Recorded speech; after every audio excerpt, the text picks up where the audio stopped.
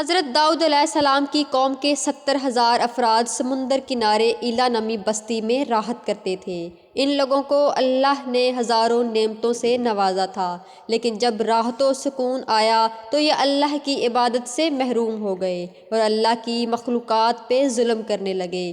تو یوں اللہ نے ان کو خبردار کیا کہ ہفتے میں ایک دن ہفتے کے دن شکار نہ کیا کرو۔ اتوار سے لے کر جمعے تک جتنا شکار پکڑنا ہے پکڑ لو، لیکن ایک دن اللہ کی عبادت اور مخلوقات پہ امن کے لیے رکھ دو۔ یوں اللہ نے ان کا امتحان لینا شروع کر دیا۔ وہ اتوار سے لے کر جمعے تک سمندر میں مچھلیاں پکڑنے لگتے تو مچھلیاں زیادہ مقدار میں ہاتھ نہ آتی، اور ہفتے کے دن سمندر کو دیکھتے تو ان کو بڑی بڑی مچھلیاں نظر آنے لگیں۔ لوگوں میں سے ایک شخص کو شیطان نے ورگلایا کہ پریشان کیوں ہوتے ہو، میری ترغیب پہ عمل کرو، تم شکار سے کبھی محروم نہیں رہو گے۔ تو بس شیطان کے کہنے پر اس شخص نے ہفتے کے دن کانٹا لگا کے ڈوری کو سمندر میں ڈال دیا تاکہ مچھلی پھنسے، اور شیطان نے کہا اس مچھلی کو تم اتوار کے دن نکالنا، اور یوں ہفتے کی حرمت باقی رہے گی اور تمہارا شکار بھی ہو جائے گا۔ بس شیطان کی بتائی ہوئی ترغیب بھی ہفتے کے دن مچھلی پھنسی رہی اور وہ اتوار کے دن نکالتا اور خوشی سے کھاتا۔ جب آس پاس کے لوگوں نے پوچھا تو ان کو بھی یہ ترغیب بتانے لگا، اور یوں اس قوم کے کچھ لوگ ہفتے کے دن مچھلی پکڑنے کے لیے جال پھینکتے اور اتوار کے دن نکالتے۔ کچھ نے تو اس سمندر میں سے نالیاں بنا کے چھوٹی چھوٹی تالاب بنا دیے، کھڈے بنا دیے، تاکہ ہفتے کے دن جیسے ہی مچھلیاں یہاں سے گزریں تو ان کے تالاب میں پھنس جائیں، اور ہم اتوار کو ان مچھلیوں کو نکال کر پکا کے کھائیں گے۔ اس گاؤں میں کچھ اللہ کے خاص بندے بھی موجود تھے جو کہنے لگے، اے لوگو، اللہ نے ہفتے کے دن شکار کرنے سے منع کیا۔ یہ جو تم جال پھینکتے ہو یا چھوٹے چھوٹے تالاب بناتے ہو، ان میں ہفتے کے دن اگر مچھلی پھنستی ہے تو یہ شکار ہفتے کے دن کا ہوگا۔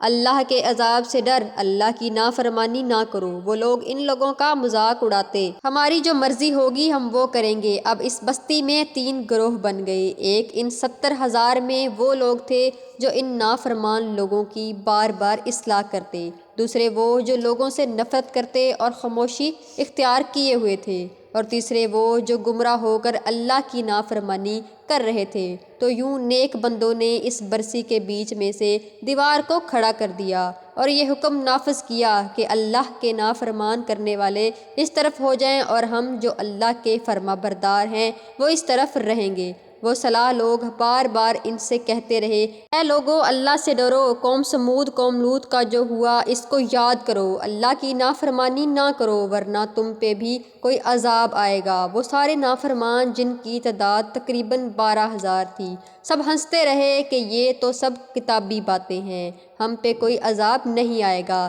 بس ایسے ہی وہ گمراہ 2 حصوں میں تقسیم ہو گئے، ایک وہ جو اللہ کی فرما بردار بندے دیوار کے اس طرف تھے، اور جو دوسرے نافرمان بندے جو دیوار کے اس طرف تھے۔ وہ نافرمان پوری رات ہنستے رہے، مذاق اڑاتے رہے، اور وہ اللہ کے خاص بندے دیوار کے اس طرف اللہ سے معافی مانگتے رہے۔ جیسے ہی صبح ہوئی وہ نیک صلاح انسان اٹھے، انہوں نے محسوس کیا کہ دیوار کے اس طرف سے کسی انسان کی آواز نہیں آ رہی۔ جیسے ہی دیوار کے اس طرف چڑھ کے دیکھنے لگے تو سارے کے سارے وہ لوگ بندر کی شکل اختیار کر چکے تھے اور بندروں کی حرکت کو انجام دے رہے تھے۔ وہ جو صلاح لوگ جیسے ان بندوں کو دیکھنے لگے، صلاح لوگوں میں سے جو ان کے رشتہ دار تھے، بندروں کے کپڑوں سے اپنے اپنے رشتہ داروں سے پہچانا اور رونے لگے، اللہ سے معافی مانگنے لگے۔ لیکن اللہ کا عذاب جب آتا ہے تو وہ ہو کر رہتا ہے۔ 12,000 لوگ جو بندر بن چکے تھے کچھ بھی کھا پی نہیں سک رہے تھے،